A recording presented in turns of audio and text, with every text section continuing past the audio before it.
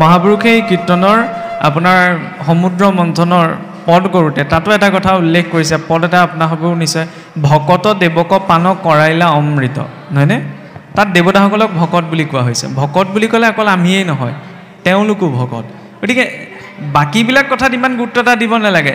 যেতিয়াই অন্য বিভূতি দেৱতাৰ প্ৰসংগ আহে তেওঁলোককো ভক্ত বুলি ভাবি ল'লে আপত্তিয়েই নাই।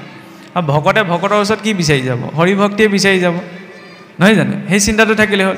তাৰ লগতে আৰু এটা পদ তাৰ মাজতে উদ্ধৃতি দিয়া দেখা যায়, বোলে অনাচাৰ কৰিতে নহিকে মূৰ দুহি, আন দেৱ পূজে যিটো সিটো মূৰ দুহি, নহয়নে? বোলে অনাচাৰ কৰিলেও সেইজন ঈশ্বৰৰ দুহি নহয়, আন দেৱী দেৱতাক ভজিলেহে বোলে তেওঁ ঈশ্বৰৰ দুহি। কথাত ঠিক কেনেকুৱা? দ্ৰোহ মানে এইটো নহয় ঈশ্বৰে বোলে একদম ধাহি মুহি তেওঁ জীৱনটো ধ্বংস কৰি পেলাব। দ্ৰোহটো কেনেকৈ হয়?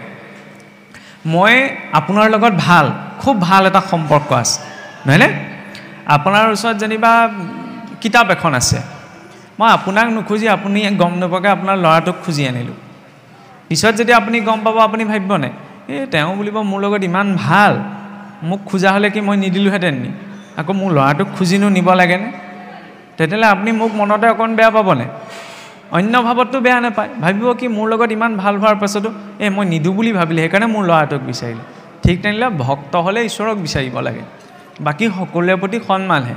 কিন্তু বোলে মই নামঘৰত শৰাইভাগ দিছোঁ, ইয়াত কাম দিব নিদিব ঠিক নাই, সেইফালে আকৌ বোলে দেৱী মন্দিৰলৈ গৈছোঁ, সেইফালে আকৌ শিৱ মন্দিৰলৈ গৈছোঁ, মুঠতে কিবা নহয় কিবা এটা জেগাত কাম হওক, তাত স্থিৰতা নাই। এইটো নহয় যে তাত ভক্তি নাই, ভক্তি আছে, কিন্তু সেই ভক্তিত স্থিৰতাটো নাই। তাত ভেদ আছে, সেইকাৰণে মই ইয়াত নহ'ব বুলি তালৈ গৈছোঁ, তাত নহ'ব বুলি বেলেগলৈ গৈছোঁ। এটা জেগাত থাকিব লাগে, নহয়নে? সন্মান সকলোৰে প্ৰতি থাকিব লাগে। বাৰু যাই হওক, এতিয়া দ্বাদশৰ শেষত যদি আমি চাওঁগৈ ব্ৰহ্মোপদেশ, অৰ্থাৎ মহাৰাজ পৰীক্ষিতক যেতিয়া শুকদেৱে দ্বাদশ স্কন্ধ ভাগৱতকৈ শেষ কৰিলে, শেষত ব্ৰহ্মৰ উপদেশ। ব্ৰহ্মৰ উপদেশ তিনিটা সিদ্ধান্ত আছে, ব্ৰহ্মেতি পৰমাত্মেতি ভগৱানেতি শব্দতি। এই ঈশ্বৰৰ আটাইতকৈ সূক্ষ্ম স্বৰূপটো হৈছে ব্ৰহ্ম, যাক আত্মা বুলি কোৱা হৈছে, নহয় জানো? আত্মাক ব্ৰহ্ম বোলা হৈছে। এতিয়া আত্মাক ব্ৰহ্ম কথা ক'বলৈ যাওঁতে আমাৰ ভক্তি মাৰ্গত তিনি প্ৰকাৰৰ ব্ৰহ্মৰ কথা কৈছে, অভয় ব্ৰহ্ম, নিৰ্গুণ ব্ৰহ্ম আৰু অভয় ব্ৰহ্ম, নিৰ্গুণ ব্ৰহ্ম আৰু শুদ্ধ ব্ৰহ্ম। আচলতে ব্ৰহ্ম এটি, কিন্তু ভাৱৰূপত এই তিনিওটাৰ ভেদ দেখুওৱা হৈছে। অভয় ব্ৰহ্ম হৈছে গুৰুৱে অভয় প্ৰদান কৰে, নিৰ্গুণ ব্ৰহ্ম হৈছে স্বয়ং ভগৱন্ত, আৰু শুদ্ধ ব্ৰহ্ম হৈছে ভক্ত বা ভকত। এতিয়া ভকত বুলি কওঁতেই চাওকচোন, ভকত 6জনা ভকত, 12জনা বৈষ্ণৱ, নহয় জানো? 12জনা বৈষ্ণৱৰ ভিতৰতে কোন কোন আছে ন? ব্ৰহ্মাদেৱ আছে, যম আছে, ভকত বৰ টেঙৰ, এজন যমনগৰতো বহাই থৈছে, তালৈ গ'লেও যাতে অসুবিধা নহয়। নহ'লে কোনোবাই আমি যে বিচাৰি থাকোঁ যে ভকতৰ সংগ লাগে, ভকতৰ সংগ লাগে, এতিয়া যদি জীৱনত যদি যমৰ সংগ দিয়ে আমি ল'ম নে নল'ম সেইটোহে লাগে। এইটো যম বুলি ক'লে মানুহে ভয়হে খায়, মৃত্যুৰ দেৱতা। কিন্তু ভাগৱতত সেই দৰ্শনটো সলনি কৰা হৈছে, যমক এজন পৰম বৈষ্ণৱ ৰূপত দেখুওৱা হৈছে, হয়নে? সেই মহাৰাজ যম আছে, জনক আছে, কপিল আছে, সনত কুমাৰ আছে, নহয় জানো? মহাদেৱ আছে, মহাদেৱটো পৰম বৈষ্ণৱ। কিন্তু মহাদেৱৰ কথা কওঁতে আজিকালি আকৌ কিছুমান কথা ক'বলৈ ভয় হয়। এইটো নহয় যে কোনোবাই যদি মহাদেৱৰ নাম লৈ পেলাই ভাঙৰ চিলিম টানি আছে সেইজন ভকত নহয়, আকৌ সেইটো বেয়া কথা। মহাদেৱে কাহানিও ভাং খোৱা নাই, তেওঁ কোৱাও নাই যে মোৰ প্ৰসাদ ভাং বুলি। যদি ভাং অৰ্পণ কৰিছে তেতিয়া বিহু অৰ্পণ হ'ব লাগে। দেখা যায় ভাং খাই পেলাই ভাগৱত পঢ়িবলৈ গৈছে, নামঘৰলৈ আহিছে, কোনোবাই ভাং খায়ো নাম গাইছে, সেইটো বেয়া কথা। সমাজৰ প্ৰতি সমাজলৈও এটা বেয়া মেছেজ যায়, আৰু তাত অধৰ্ম উচনা। খাই বেক মদ ভাঙৰ ধতুৰৰ গুটি যেহেন বাতুলনৰ সদা ফুৰে ৰুটি। তেওঁতো পৰম বৈষ্ণৱ, নিত্য নিৰন্তৰ ঈশ্বৰ ধ্যানত বহি আছে, নহয় জানো? তেওঁৰ বৈষ্ণৱত্বটো ইমান শক্তিশালী।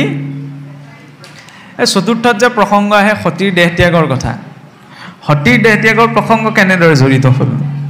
ত্ৰেতা যুগত যেতিয়া ভগৱন্তই ৰাম ৰূপত অৱতাৰ গ্ৰহণ কৰিছিল, সেইখিনি সময়ত যেতিয়া সীতা দেৱীক ৰাৱণে হৰণ কৰি লৈ যোৱাৰ পাছত দণ্ডুকাৰণত যেতিয়া ভগৱান ৰামচন্দ্ৰই সীতাৰ সম্ভেদ বিচাৰি নাপাই পেলাই কান্দি কান্দি বহি আছিল, তেতিয়া মানে সেই কৈলাশত থকা সতী দেৱীৰ মনত শংকা এটা উপজিলে, ৰাম কেনেকৈ ভগৱান হ'ব?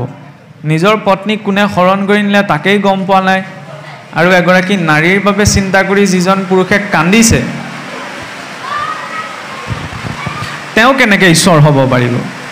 তেতিয়া মহাদেৱে ক'লে বোলে, দেৱী তুমি ঈশ্বৰৰ লীলাত শংকা প্ৰকাশ নকৰিবা, ঈশ্বৰৰ এয়া মনুষ্য লীলা।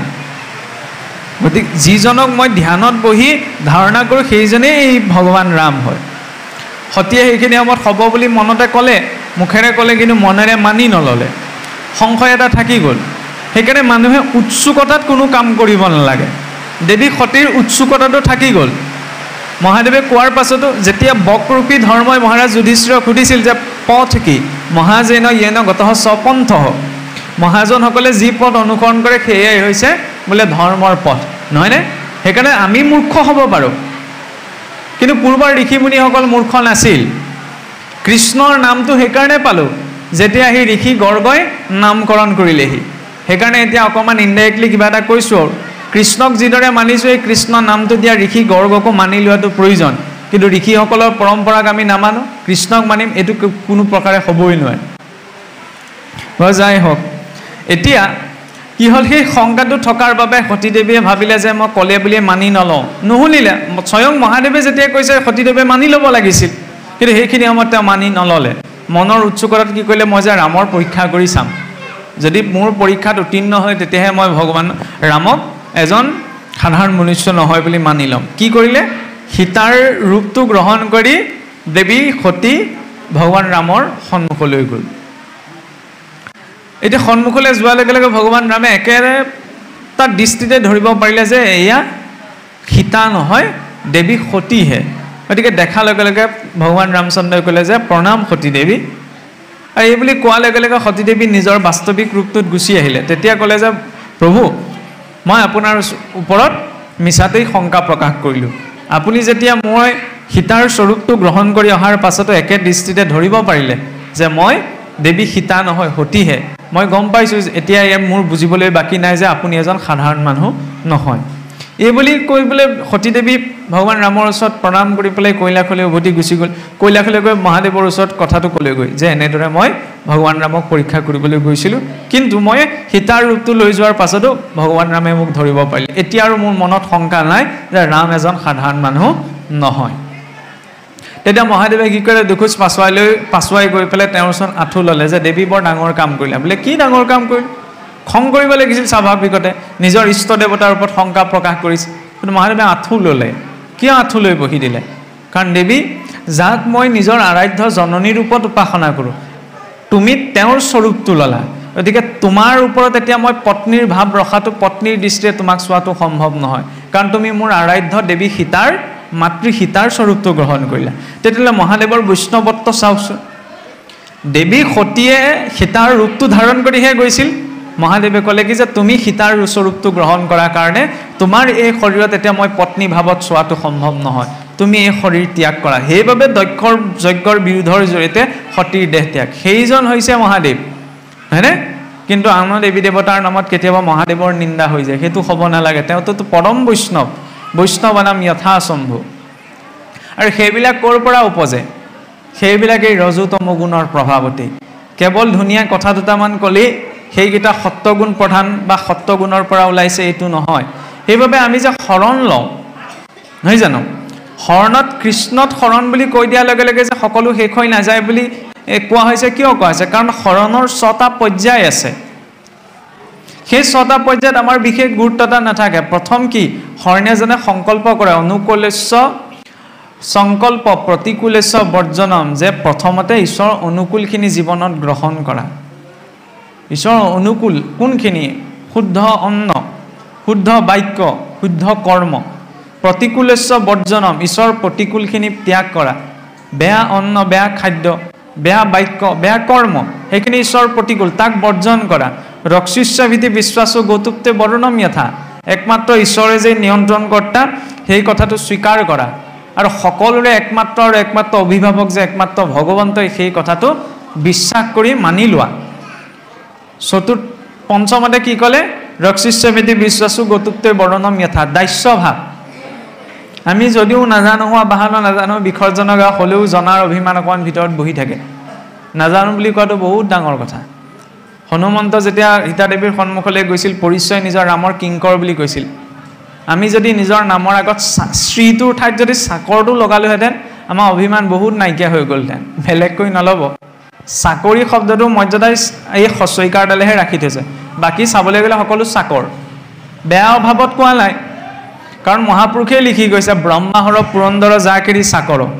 ব্ৰহ্মা হৰ পুৰন্দৰ বোলে যাৰ চাকৰ চাকৰ মানে কি সেৱক সকলোতো সেৱামূলক কৰ্মতেই আছে ন সামাজিক অনুষ্ঠানটোৰ সৈতে জড়িত ব্যক্তিজন সেই সামাজিক অনুষ্ঠানটোৰ শিক্ষকজন শিক্ষানুষ্ঠানটোৰ ব্যৱসায়ীজন ব্যৱসায়ীটোৰ নামঘৰীয়াজন নামঘৰ ভাগৰ সেব্য তত্ত্ব সংসাৰত এটাই আছে সেয়া হৈছে একমাত্ৰ ঈশ্বৰ বাকী সকলো সেৱক সেই সেৱকত্বটো স্বীকাৰ হয় শৰণৰ এই পঞ্চমটি সংকল্প ষষ্ঠতে দাস্য আত্মসমৰ্পণ নিজকে চাৰিওফালৰ পৰা ঈশ্বৰৰ ওচৰত সমৰ্পণ কৰি দিয়াত কিন্তু সেইটোৱেতো আমাৰ সম্ভৱ নহয় কাৰণ আমি মুখেৰেহে কওঁ কৃষ্ণত শৰণ বুলি নাম মই লৈ আছোঁ লৈ থাকোঁতে আকৌ মনটো ইফালে গৈ থাকে আমুকক মাতো তামুকক মাতো ইত্যাদি ইত্যাদি কেতিয়াবা হৈ যায় নহয় দেখিছেনে কিন্তু মইতো নাম লৈ আছোঁ মইতো ঈশ্বৰৰ কথা কৈ আছোঁ মোৰ মনটোতো যাব নালাগিছিল সেইকাৰণে চাবচোন মহাপুৰুষে বৰ ক্ৰিটিকেলি শব্দ তিনিটা ব্যৱহাৰ কৰিছে কায় মনো বাক্যে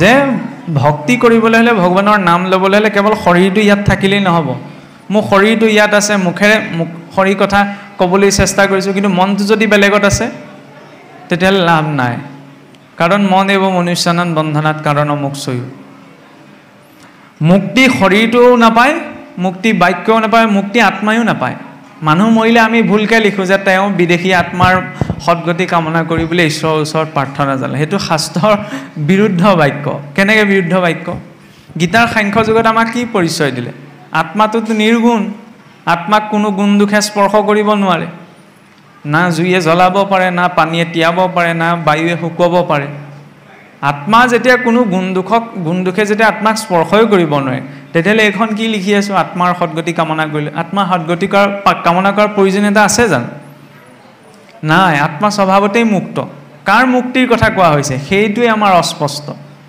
মনটোৰ যিটো কথা তৃতীয়টো আই দেৱহূতে ভগৱান কপিলৰ সন্মুখত সুধিছিল যে কিমানি হয় মনুষ্যানাম বন্ধনাত কাৰণ মোক্ষয়ো বন্ধমটো বিষয়াসক্তম মুক্তম নিৰ্বিষয়ম মনঃ যে বন্ধন কিহে সৃষ্টি কৰে বোলে মায়া মোহত থাকিলে জীৱৰ বন্ধন সৃষ্টি হয় মায়ামোহ কিনো মায়ামোহ বুলি ক'লে আমি পোনপ্ৰথমতেই বুজোঁ কাম ক্ৰোধ লোভ মোহ মদ মাচৰ্য ঈৰ্ষা অসূয়া ইত্যাদি বেয়া গুণবিলাকৰ কথা নহয়নে কিন্তু এই গুণবিলাকৰ প্ৰয়োজনীয়তাও আছে কাম ক্ৰোধ লোভ মোহক ঘোষাটো মহাপুৰুষে নৰকৰ তিনিখনি দুৱাৰ বুলি কৈছে এৰিব কিন্তু কোনেও নোৱাৰে আমি কোনেও এই তিনিটাক এৰিব পৰা নাই আৰু এৰিব নোৱাৰোগেও কিন্তু সংযম কৰিব পৰা যায় নিয়ন্ত্ৰণ কৰিব পৰা যায় নহয়নে আমি মানুহবিলাক ইমান বুদ্ধিয়ক চাওকচোন এই মহটোক আপোনাৰ নাকি লগাই দিয়ে নে নিদিয়ে মহকটো নাকি লগাই দিওঁ আমি আজিকালি মহ পালন কমি গ'ল গৰুজনীক আপোনাৰ এইখন মুখুৰা লগাই দিয়ে মৰণা আগতে দেখিছে নহয় পাইছে আপোনালোকে আৰু ঘোঁৰাটোকো আপোনাৰ লেকাম লগায় ছাগলীজনীও লোকৰ বাৰীত সোমাই বুলি আপোনাৰ ডিঙিতে আপোনাৰ কিবা এডাল মাৰি এডাল আঁৰি দিয়ে নহয়নে ছাগলীজনী লোকৰ বাৰীত সোমাব বুলি ডিঙিত মাৰি আনিলোঁ গৰুজনীৰ মুখুৰা লগালোঁ আপোনাৰ ঘোঁৰাৰো লেকাম লগালোঁ কিন্তু নিজৰ জীৱনত সংযম নাই আচল কথাটো হৈছে কাম ক্ৰোধ লোভ মোহ এইবিলাক জন্ম হওঁতেই আৰু কামৰ শক্তিটো ইমান প্ৰবল তাক আপোনাৰ দেখুৱাইছে কিদৰে বোলে ত্ৰৈলোক্য জয় মোৰ আছে পঞ্চবান যাহাৰ ভয়ত ত্ৰিভুৱন কম্পমান শংকৰ ব্ৰহ্মা কজিনী আছু বাহুবলে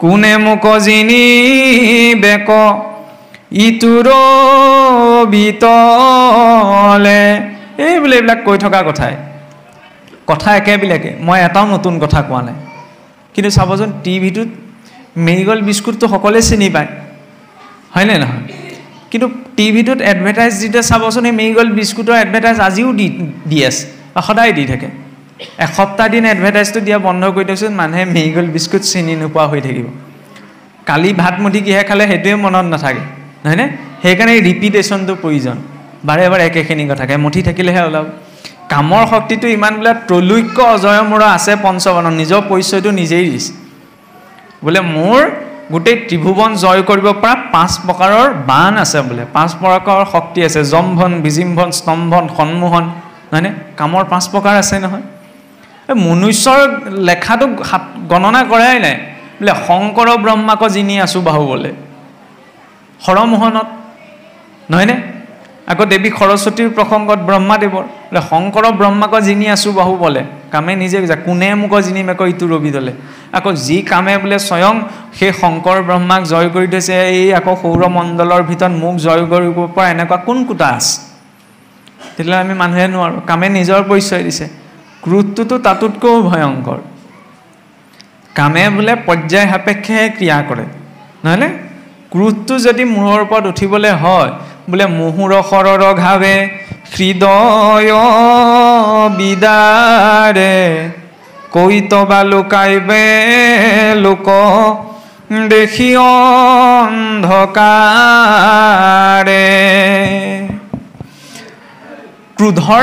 ক্ৰোধে যেতিয়া কাৰোবাক ঘা কৰে গোটেই ঘা কৰি পেলাই কি কৰে হৃদয় বিদীৰ্ণ কৰে সেইকাৰণে নিজে কয় মুহুৰ সৰৰ ঘাৱে হৃদয় বিদাৰে খং যদি মূৰৰ ওপৰত উঠিবলৈ হয় তেতিয়া সন্মুখত পিতৃ আছেনে মাতৃ আছেনে পুত্ৰ আছেনে ভাৰ্যা আছেনে এইবিলাক চাবলৈ আৰু ধৈৰ্য নাথাকে হয়নে ক্ৰোধ ইমান শক্তিশালী কিন্তু কাম ক্ৰোধ এই দুটাতকৈ ভয়ংকৰ হৈছে কি লোভটো যি স্থানত আপোনাৰ কাম ক্ৰোধ প্ৰৱেশ কৰিবনে সেই স্থানত আকৌ লোভটোও প্ৰৱেশ কৰেগৈ যেনেকৈ এতিয়া নামঘৰত আমি বহি আছোঁ নামঘৰলৈ আহোঁতেতো কোনো কাম ভাৱত অহা নাই নামঘৰত বহি থাকোঁতেতো কাৰো কাম ভাৱ নাহে দ্বিতীয়তে ক্ৰোধোতো নাহে নামঘৰলৈ আহোঁতে কিন্তু বহি থাকোঁতে নামঘৰৰ ভিতৰত বহি থাকোঁতে মোৰ লোভটো জাগিব পাৰে হয়নে নহয় লোভ জগা বিষয়বিলাক কেৱল ধন টকা পইচাতে যে আছে এইটো নহয় বেলেগ বেলেগ সংসাৰ প্ৰতিটো বস্তুতে লোভ জড়িত হৈ আছে সেইকাৰণে লোভে নিজেই কৈছে বোলে ব্ৰহ্মাণ্ড ভিতৰে দেখিও কতুমি আই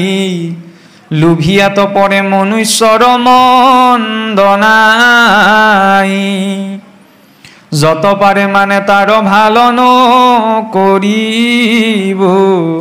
ভকতি খলিত কৰি যাতনা কদিব যে সেই মাতৃ চোৱা মায়া মাতৃৰ আগত নিজেই কৈছে এই জগতখনত যিমান অধম লোক আছে তাতোতকৈ বোলে শীৰ্ষজনত কোন আছে এই লোভিয়াজন বোলে যত পাৰে মানে তাৰ ভাল নকৰিব ভকতি খলিত কৰি যাতনা কৰিব ভকতি মাৰ্গতো লোভ উপজিব পাৰে নহয়নে বিষয়বিলাক দিব পাৰে নহয় উদাহৰণ নিদিওঁ উদাহৰণ দিলে বিষয়বিলাক অকণমান শুনিবলৈ বেছি কটু হ'ব নহয়নে সেইবিলাকতো সকলোৱে বুজি পাইছে লোভটো যিকোনো বস্তুত উপজিব পাৰে লগত এতিয়া কাম ক্ৰোধ লোভ কলিযুগৰ আগমন হোৱাৰ লগে লগে বোলে তাত আৰু কেইটামান যুক্ত হৈ গ'ল নহয় কলিৰ 16জনীয়া পৰিয়ালটো বোলে মনৰূপী ঘৰখনত থাকে জন্ম হোৱাৰ লগে লগে বোলে 16টা বেয়া গুণ লাগিয়ে আহে তেতিয়াহ'লে কেনেকৈ ইমান এটা দীঘলীয়া পৰ্যায়ত আমি মানে নিজৰ জীৱনত পালন কৰিম প্ৰথম আপোনাৰ ঈশ্বৰ অনুকূল কৰ্ম কৰা ঈশ্বৰ প্ৰতিকূলখিনি এৰি দিয়া ঈশ্বৰেই যে নিয়ন্ত্ৰণকৰ্তা মানি লোৱা ঈশ্বৰে যে একমাত্ৰ অভিভাৱক সেই কথাটো স্বীকাৰ কৰা আকৌ তাৰপিছত দাস্যভাৱ শেষত গৈ আত্মনিবেদন বা আত্মসমৰ্পণ কাৰণ বাধাটো এসোপা আছে এইখিনিক নেৰাতকৈও কিন্তু এইখিনিতকৈও দুটা ভয়ংকৰ ভাৱ আছে যি দুটা ভাৱ এইখিনিকতো অলপ সংযম কৰি নীতি নিয়মৰ মাজত থাকি সংযম কৰিব পৰা যায় কিন্তু যি দুটা ভাৱক নীতি নিয়মেৰো সংযমিত কৰিব নোৱাৰে সেই দুটা ভাৱ আমাৰ পৰা আঁৰ কাপোৰৰ তলত থাকে যি দুটাৰ পৰাই সকলো প্ৰকট হয় মাতৃ যশোদাই যেতিয়া ভগৱান কৃষ্ণক বান্ধিবলৈ বিচাৰিছিল মানে নন্দ মহাৰাজৰতো 1 লাখ বোলে গৰু আছিল 1 লাখ গৰু পঘায়ো বান্ধি বোলে আতিবগৈ মাতিলেগৈ নহয়নে মাতৃ যশোদাৰতো কাম ভাৱ নাছিল ক্ৰোধ নাছিল লোভ নাছিল মোহ নাছিল ঈৰ্ষা অসূয়া পৰনিন্দা পৰচৰ্চা একোটো বেয়া গুণ তেওঁৰ ভিতৰত নাই কিন্তু দুৱাঙুলে ঈশ্বৰক নোৱাৰিলেগৈ বান্ধিব দুৱাঙুলে কি দেখুৱাইছে সকলোৱে জানে অহং মম ভাৱ মই মোৰ ভাৱ আৰু গোটেই দিনটো মই মোৰ শব্দ দুটা প্ৰয়োগ নকৰাকৈ দিনটো নচলেইচোন হয়নে নহয় ব্যক্তিগত জীৱনত যদি আমি চাওঁ প্ৰয়োগ কৰাটো সমস্যা নাই সেইকাৰণে পুৱা গধূলা অকণমান আছুতীয়াকৈ সময় আমাৰ জীৱনত প্ৰয়োজন যিকণ সময়ত মই মোৰ শব্দ দুটা আমি সংসাৰৰ ক্ষেত্ৰত প্ৰয়োগ নকৰি ঈশ্বৰৰ ক্ষেত্ৰত প্ৰয়োগ কৰোঁ মই কোন হয় ঈশ্বৰৰ দাসৰো দাস কেৱল বাক্যৰে নহয় অনুভৱেৰে মোৰ কোন হয় একমাত্ৰ ঈশ্বৰহে বাকী সকলোতো ইয়াত একো কোনো কাৰো আপোন নহয় পিন্ধি থকা অলংকাৰকেইটা ঘৰৰ মানুহকেইটাও খুলি থ'ব যিটো শৰীৰ মাটিৰ পৰা সৃষ্টি হৈছে এইটো মাটিতে এৰি থৈ যাব লাগিব খেতিটো হৈছে খেতিৰ পৰা ধান ধানৰ পৰা চাউল চাউলৰ পৰা খোৱাৰ লগে লগে তাৰ পৰা অন্ন, অন্নৰ পৰা ৰস, ৰসৰ পৰা ৰক্ত, ৰক্তৰ পৰা মাংস, মাংসৰ পৰা মেদ, মেদৰ পৰা অস্থি, অস্থিৰ পাছত মজ্জা, মজ্জাৰ পাছত পুৰুষৰ শৰীৰত বীৰ্য, স্ত্ৰী শৰীৰত স্থিৰজ, পুৰুষৰ বীৰ্য আৰু স্থিৰজ যেতিয়া একেলগ হয় তেতিয়া গৰ্ভোৎপত্তি হয়, নহয় জানো? গৰ্ভ হৈ 9 মাহ 10 দিনত তাৰ শৰীৰটো বিকাশ পালে, তাৰপিছত জন্ম হ'ল শিশুকাল, যুৱককাল, প্ৰাপ্তবয়স্ক, শেষত বৃদ্ধ। বৃদ্ধ বয়সৰ নিৰ্দিষ্ট বয়সত আমি সকলোৱে এদিন শৰীৰটো এৰিব লাগিব, নহয় জানো? শৰীৰটো এৰি পেলাই শৰীৰটো ক'লৈ যাব? যিডৰা পথাৰত খেতিটো কৰিছিলোঁ সেইডৰালৈকে যাব, লগত পৰমাণু এটাও নাযায়। জীৱন শৰীৰটোৰ যাত্ৰা মাটিৰ পৰা মাটিলৈ, লগত কি যাব? সংস্কাৰখিনি। সংস্কাৰখিনি ক'ৰ পৰা আহিব? কি খাইছোঁ তাৰ পৰা, কি কৈছোঁ তাৰ পৰা, আৰু জীৱনত কি আচৰণ কৰিছোঁ। সেইকাৰণে তিনিওটাৰ মাধ্যমৰ বাবে শৰীৰটোৱে কি ক'লে? ঈশ্বৰ অনুকূল কৰ্ম, ভাল কথা কোৱা। আগতে অসুৰো ইমান বেয়া মান মতা নাছিল যিমান আজিকালি মানুহে মাতে, হয়নে নহয়? যদি মই মুখখনেৰে 10টা বেয়া মান মাতিছোঁ তেতিয়া আৰু ৰাম নাম লৈও লাভ নাই। কুকুৰক দিয়া থালখনক আৰু ধুই পখালি মানুহক দিব পৰা নাযায়, নহয়নে? আপত্তি কোনখিনিত আছে? কাৰণ যেনেধৰণৰ বাক্য উচ্চাৰণৰ লগতে তাত এটা শব্দ তৰংগ জড়িত হৈ থাকে। সেই শব্দ তৰংগতে মনুষ্য শৰীৰটোত প্ৰভাৱ পেলায়, মানসিক পৰিৱৰ্তন ঘটে, নহয়নে? সেইকাৰণে যিমান পাৰি সিমান ভাল শব্দ, শুদ্ধ সাত্বিক শব্দ, যিমানে বিশৃংখলিত শব্দ উচ্চাৰণ কৰা যায়, সি লাগিলে যেনেকুৱা যিয়েই নহওক, তাৰ জৰিয়তে নিজৰ মানৱ পটত বেয়া কিছুমান ৰসায়ন নিৰ্গত হোৱাৰো প্ৰমাণ বৈজ্ঞানিকভাৱে সিদ্ধ আছে বা বৈজ্ঞানিকভাৱে প্ৰমাণিত। যিমানে বিশৃংখলিত শব্দ উচ্চাৰণ কৰিব যায় তাৰ পৰা আঘাত কৰা শব্দ তৰংগই শৰীৰত কিছুমান বেয়া কেমিকেল ৰিলিজ কৰাটো সহায় কৰে। আমাক ভালটোহে লাগে, সেইকাৰণে ভাল বাক্য, নহয়নে? ভাল খাদ্য, মাছ মাংস খোৱা কথালৈ নাযাওঁ, ৰাইজে বেয়া পায় এইবিলাক কথা ক'লে। ইয়াত প্ৰথমতে মানিলে, পিছত ছ'চিয়েল মিডিয়াত জাৰি থাকে। কিন্তু মূল কথাটো হ'ল কি? ঈশ্বৰে আমাক এই শৰীৰটো দিছে, ফুটা নামেতো নৈখন পাৰ হ'ব নোৱাৰি, নহয় জানো? গতিকে ভাল খাদ্য খাই শৰীৰটোত ভাল ইন্ধন ভৰাব লাগে। সতেজ ইন্ধন ভৰালেহে গাড়ীখন ভালকৈ চলিব, মৰা ইন্ধন ভৰালে নচলে নহয়। আজি 500 বছৰ হৈ গ'ল মহাপুৰুষে ধৰ্ম দি থৈ যোৱা, কিন্তু আমি আনুষ্ঠানিক ৰূপত ঢেৰ চৰ্চা কৰিছোঁ, কিন্তু না আমাৰ অন্ন শুদ্ধ হ'ল, না আমাৰ বাক্য শুদ্ধ হ'ল, না আমাৰ আচৰণ শুদ্ধ হ'ল। আচৰণ যদি শুদ্ধ হ'লহেঁতেন তেতিয়াহ'লে আমি ভাগ নহ'লোহেঁতেন, নহয়নে? বাক্য যদি শুদ্ধ হ'লহেঁতেন তেতিয়া অসুৰেও নমতা বেয়া মাতকেইটা আমি নামাতিলোহেঁতেন। আৰু তৃতীয়তে অন্ন যদি শুদ্ধ হ'লহেঁতেন তেতিয়াহ'লে সৌ সিদিনালৈকে মানুহে প্ৰত্যক্ষ ৰূপত যিটো শব্দ উচ্চাৰণ কৰিবলৈ বেয়া পায়, আজিকালি সেইটো তিনিআলি মূৰে মূৰেও ব্যৱস্থা নহ'লহেঁতেন। বুজি লওক আৰু নিজে নিজে। উচ্চাৰণ কৰিলে কিছুসকলে বেলেগ কেন্দ্ৰিক কৰি পেলায়, সেইকাৰণে কিছুমান কথা ক'বলৈ বিপদ। যিটো খাই পেলাই সেইটো পশুতুল্য হৈ পৰে। আৰু প্ৰটিন ভিটামিনৰতো প্ৰশ্ন নাই ন, সেইখিনিতো আপোনাৰ ৰাজমাহ চয়াবিন এইবিলাকত বেছিকৈ পোৱা যায়। 100 গ্ৰামত আপোনাৰ 14 গ্ৰাম প্ৰটিনহে থাকে 100 গ্ৰাম মাংসত, তাতকৈ 100 গ্ৰাম আপোনাৰ চয়াবিন ৰাজমাহতো 36 গ্ৰামলৈকে পোৱা যায়। অনৰ্থৰ মূল্যই জিভাখন সংযম কৰাটো বৰ টান। আৰু বৰ বেছি নীতি নিয়ম গ্ৰহণ কৰিলোঁ বোলে মই নীতি নিয়ম গ্ৰহণ কৰিলোঁ সেইকাৰণে এৰি দিলোঁ, সেইটোও কিন্তু লাভ নাই। পিছত আকৌ গোন্ধটো পালে একেটা দিশলৈ যাবই, নহয়নে? খাবলৈ এদিন মন যাবই। সেইকাৰণে বাস্তৱিকতাটো দেখি পেলাইহে ত্যাগ। অন্ধ মানুহজনৰ সহায় কৰিবলৈ যিখিনি সময়ত তেওঁৰ পুত্ৰ ভাৰ্যা কোনো উপস্থিত নাথাকে, কিন্তু তেওঁক সহায় কৰিবলৈ খোজকাঢ়ি যোৱা পথটো দেখুৱালে হাতত সদায় লাখুটিডাল থাকে অন্ধ মানুহজন, হয়নে? কিন্তু সেই অন্ধ মানুহজনে যেতিয়া প্ৰথম দেখিবলৈ আৰম্ভ কৰিব, পৃথিৱীখন দেখিব, তেতিয়া প্ৰথম কাক এৰিব বাৰু? সেই লাখুটিডালক এৰিব। তেওঁক বুজোৱাৰ প্ৰয়োজন নাই যে তুমি চকুৰে আজিৰ পৰা দেখিলা, লাখুটিডালক এৰি দিয়া। যিডাল লাখুটিয়ে আজি অতদিনে তেওঁক পথ দেখুৱালে, প্ৰথমেই লাখুটিডালক এৰিব। কিয় এৰিলে বাৰু? কাৰণ তেওঁ বাস্তৱিকতাটো দেখিলে। গতিকে বাস্তৱিকতাটো সন্মুখত অনুভৱ হৈ যেতিয়া কিবা এটা ত্যাগ হয় সেইটো স্থায়ী হয়। কিন্তু মই আপোনাক দেখুৱাবলৈ যদি কিবা এটা ত্যাগ কৰোঁ তেতিয়াহ'লে লাভ নাই, আকৌ গৈ থৈ একেটা দিশলৈকে যাব, নহয়নে? গাহৰিটো আৰু ভাল বস্তু খাবলৈ সি খুচৰি খুচৰি আকৌ গাঁতটোলৈকে যাব। সেইকাৰণে অন্তৰৰ পৰা ত্যাগ হ'ব লাগে। কাৰণ শৰীৰটো পাইছোঁ, থকাকেইটা দিন ভালদৰে জীয়াই থাকিবলৈ ন, সেইটোতো মানুহে বিচাৰে। আনটো একো নিবিচাৰে নিজৰ জীৱনত।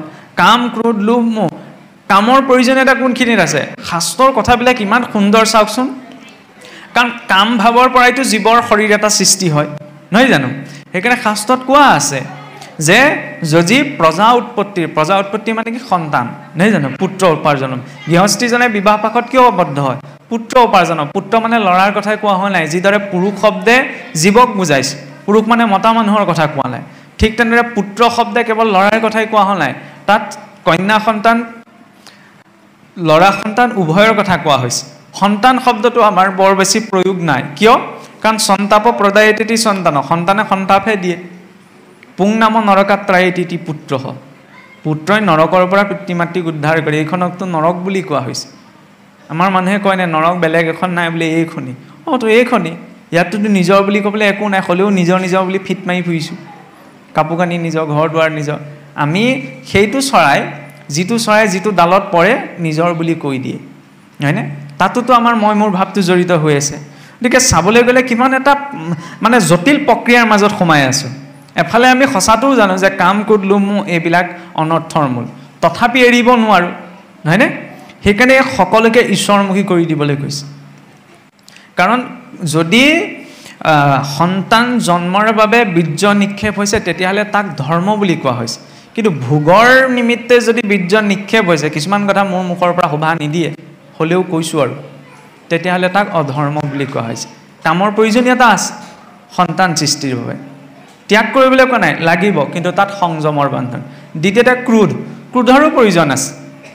আজি ধৰি লওক ল'ৰাটোৱে বা ছোৱালীজনীয়ে যদি কিবা বেয়া কাম এটা কৰে, মাক দেউতাকে স্বাভাৱিক কথা তেওঁলোকক খং কৰাটো প্ৰয়োজন, নহয়নে? খংটো কৰাৰ প্ৰয়োজনীয়তা আছেনে নাই? আজি যদি মই জানি শুনি যদি ভুল কাম এটা বাৰে প্ৰতি একেটা ভুলকে মই কৰি থাকোঁ, তেতিয়াহ'লে মোৰ মা দেউতাই হওক বা জ্যেষ্ঠজনেই হওক মোৰ ওপৰত খং কৰাটো প্ৰয়োজন, হয়নে? আমি তেতিয়াহ'লে খঙক নালাগে বুলি ক'ব নোৱাৰোঁ, ক্ৰোধক নালাগে বুলি ক'ব নোৱাৰোঁ। ক্ৰোধৰো প্ৰয়োজন আছে। যদি প্ৰয়োজন নাথাকিলেহেঁতেন তেতিয়া ঈশ্বৰে এইসমূহ তত্ত্ব প্ৰকট নকৰিলেহেঁতেন। কিন্তু কোনখিনি সময়ত সমস্যাটো আমাৰ ক'ত হয়, আমি কাম ক্ৰোধ লোভ মোহ ক'ত কেনেকৈ প্ৰয়োগ কৰিব লাগে তাত আমাৰ সংযমটো নাথাকেগৈ। য'ত খং প্ৰকাশ কৰিব নালাগে তাত আমি একদম উদ্দাৱল হৈ যাওঁ, য'ত খং প্ৰকাশ কৰিব লাগে তাত আমি খংটো প্ৰকাশ নকৰোঁ, য'ত সংযম থাকিব লাগে তাত সংযমটো নাথাকে, তাত আপোনাৰ গোটেইখন এৰি দিয়া যায়। চাৰি সিদ্ধই যেতিয়া বৈকুণ্ঠলৈ গৈছিল, বহুতে কয় ন চাৰি সিদ্ধটো তেওঁ সিদ্ধ পুৰুষ বুলি কোৱা হৈছে, তেওঁলোকৰ মনত আকৌ ক্ৰোধ ভাৱ কেনেকৈ আহিল? কাৰণ ক্ৰোধ ভাৱৰ সেইখিনিত প্ৰয়োজনীয়তা হৈছিল। জয় বিজয় বৈকুণ্ঠ নিবাসী হৈ যদি ভক্তসকলৰ প্ৰতি কেনেকৈ আচৰণ কৰিব লাগে তাক যদি নাজানে, তেতিয়াহ'লে কেনেকৈ হ'ব? সেইখিনি সময়ত ক্ৰোধৰ জৰিয়তে তেওঁলোকক অভিশাপ দিয়াৰ প্ৰয়োজনীয়তা আহি পৰিছিল। সেইকাৰণে চাৰি সিদ্ধই ক্ৰোধ কৰি তেওঁলোকক অভিশাপ দিছিল, নহয় জানো? ক্ৰোধৰো প্ৰয়োজনীয়তা আছে, খালি তাত সংযম, কোনখিনি সময়ত ক্ৰোধটো প্ৰয়োগ হ'ব। তৃতীয়তে লোভ, লোভৰো প্ৰয়োজনীয়তা আছে। খালি আমি যিখিনি বস্তু লোভটো দিব লাগে, লোভটো ৰাখিব লাগে, তাত আমি লোভটো নিদিওঁ, আৰু য'ত আপোনাৰ লোভটো দিব নালাগে তাত আমি লোভটো দি থওঁ। লোভৰ কথাটো আপোনাৰ মহাপুৰুষেও যোজনাত কৈছে, যেনেকৈ বোলে এইটোত কথা এটা এনেকুৱা যোজনা এটা আছে নহয়, বোলে ব্ৰাহ্মণে নাখায় গাই, ভকতে নামাৰে ভাই, মহন্তই নাখায় মদ, এই তিনিওৱে নাপায় পৰম পদ। ব্ৰাহ্মণ হৈ বোলে গো ভক্ষণ কৰিব লাগিব। গো মানে কি? গো পদে বেদক বুজাইছে। ব্ৰাহ্মণ হৈ পেলাই তেওঁ বেদৰ জ্ঞানক ধাৰণ কৰিব লাগিব। ভকত হৈ বোলে ভাই ককাই, ভাই ককাই কলিৰ 16জনীয়া পৰিয়ালটো, ইহঁতক মাৰিব লাগিব, মাৰি কৰি খেদিব লাগিব। নিজৰ শৰীৰজনিত ভাই ককাইৰ কথা কোৱা হোৱা নাই। মহন্ত হৈ বোলে মদৰ মহন্তই নাখায় মদ, মহন্তই বোলে মদ খাব লাগিব। কি মদৰ কথা কোৱা হৈছে? মদ মানে সুৰাৰ কথা নহয়, মদ মানে ভগৱন্তৰ পদ নিষিদ্ধ সেই অমৃত পান কৰাৰ কথা কোৱা হৈছে। আৰু সেই তাত ভক্তজনৰ লোভটো থাকিব লাগিব। লোভটো ক'ত আছে? আমাৰ লোভটো খোৱা বস্তুটোত ইত্যাদিত থাকে, কিন্তু ভক্তি জীৱনত লোভটো ক'ত লাগে? ভগৱন্তৰ সেই পদ নিষিদ্ধ ৰসক প্ৰাণ কৰাৰ, অধৰামৃত পান কৰাৰ, নহয়নে? নিচা লাগে, সকলোৰে জীৱনত নিচা এটা লাগে। নিচা থাকিলেহে জীৱনৰ মাদকতাটো বুজিব পৰা যায়। কিন্তু ভাল নিচা কৰিব লাগে, হয়নে? যিটো নিচাই মানুহৰ চৰিত্ৰ বৈশিষ্ট্য গুণ অধোগামী কৰে তেনে নিচা নালাগে। যিবিলাক নিচাই মানুহৰ চৰিত্ৰ চিন্তা ঊৰ্ধ্বগামী কৰে সেইবিলাক নিচা লাগে। ভাগৱত পঢ়াটোতো এটা নিচা, নহয়নে? আমাৰ সমাজত এতিয়াও উদাহৰণ আছে। মিতিৰে কুটুমত যদি বিয়া এখন পাতিছে, স্বাস্থ্যৰ ফালৰ পৰা যেনিবা তেওঁ যাব নোৱাৰে, কিন্তু নামঘৰতে যদি ভাগৱত পাঠ বা নামৰ কথা শুনিছে, এই কঁকাল বেকা হোৱা ককাজনো যেনে তেনে লাখুটিডাল লৈ আহি নামঘৰলৈ আহে। কিয় আহে? কিন্তু ঘৰতে ধৰি লওক বিয়া এখন হ'লে তেওঁ যাব নোৱাৰিব পাৰে, কাৰণ তেওঁ কিবা এটা টান আছে ন, কিবা এটা নিচা আছে ন। নিচা আছে কাৰণেতো আহে। আজি মোৰ কথাত যেনেকৈ আমাৰ ভাগৱত পাঠ পাতিবলৈ এই অঞ্চলটোৰ পৰা বিভিন্নজনে ভাগৱত পঢ়িবলৈ আহে, তাত কিবা এটা লাভ পাম বুলিতো নাহে, নহয় জানো? কিবা এটা ভাৱ আছে ন, তাত কিবা এটা নিচা আছে। সেই নিচাটো আছে কাৰণে তেওঁ ভগৱতী কৈছে নিচাটো লাগে, খালি ভাল বস্তুত নিচাটো থাকিব লাগে। গতিকে কাম ক্ৰোধ লোভ মোহ এতিয়া ইয়াৰ আমি ইমান এটা সংযমবিহীন জীৱন এতিয়া বৰ্তমান সময়ত বিশেষকৈ যাপন কৰিছোঁ, যিটো সময়ত মানে কাম, ক্ৰোধ, লোভ, মোহৰ কথা ক'ত কেনেকৈ প্ৰয়োগ কৰিব লাগে আমি ইমান চিন্তা কৰিব নোৱাৰোঁ, নহয়নে? কাৰণ চাওকচোন, আমিতো অসুৰতকৈ অধম হৈ গ'লোঁ। অসুৰেও আপোনাৰ এই হিৰণ্যকশিপু, এই দৈত্যবিলাকৰ পৰা আমাৰ শিকিবলগীয়া ঢেৰ আছে, দেৱতাসকলটো দূৰৰে কথা। এই হিৰণ্যকশিপুৱেও আগৰে পৰা ঈশ্বৰক মানে শত্ৰু বুলি ভবা নাই নহয়। প্ৰথমৰে পৰা ঈশ্বৰক শত্ৰু বুলি ভাবিছে জানো? নাই ভবা।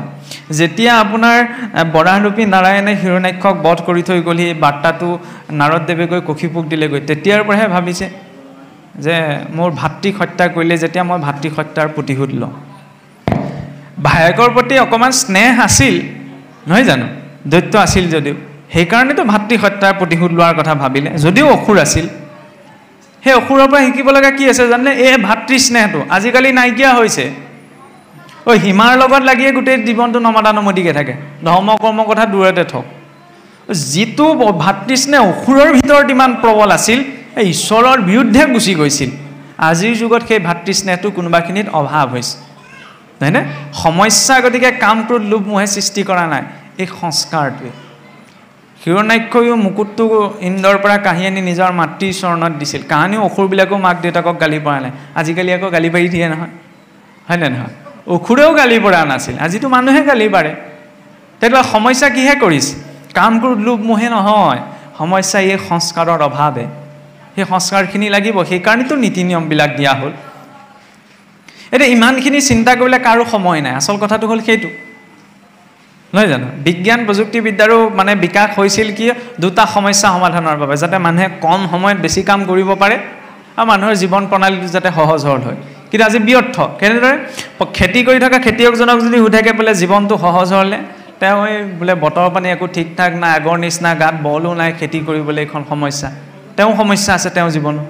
সাতমহলীয়া অট্টালিকাৰ ওপৰত বহি থকাজনৰ তেওঁ সমস্যা, বোলে টেক্সৰ চিন্তা, ল'ৰা ছোৱালী চাকৰি বাকৰি চিন্তা, এটচেট্ৰা এটচেট্ৰা, নহয় জানো? দ্বিতীয়টা কথা হ'ল কাৰো জীৱন প্ৰণালীটো সহজ নহয়। আৰু দ্বিতীয় কথাটো হ'ল কি? কাৰো জীৱনত সময় নাই। এইবিলাক কথা কোনে ভাবি থাকে? খাব লাগে, জীয়াই থাকিব লাগে আৰু। বহুতেতো এনেকৈ কয় ন। ভাগৱতেনো ক'ব বিচাৰিছে কি? কাৰো সময় নাই, আজিৰ দিনটো যে পাৰ হৈ গ'ল আকৌ ঘূৰি নাহে, হয় জানো? পৰীক্ষিতৰ হাততো 7টা দিনহে আছিল, আমাৰ হাততো 7টা দিনেই আছে। 7টা দিনতে শৰীৰটো জন্ম হৈছে, মৰিবও 7টা দিনৰ ভিতৰতে। গতি পালেও 7টা দিনৰ ভিতৰতে, আৰু অধোগতি পালেও 7টা দিনৰ ভিতৰতে, হয়নে? তাৎপৰ্য তেনেকৈওতো দেখুওৱা হৈছে।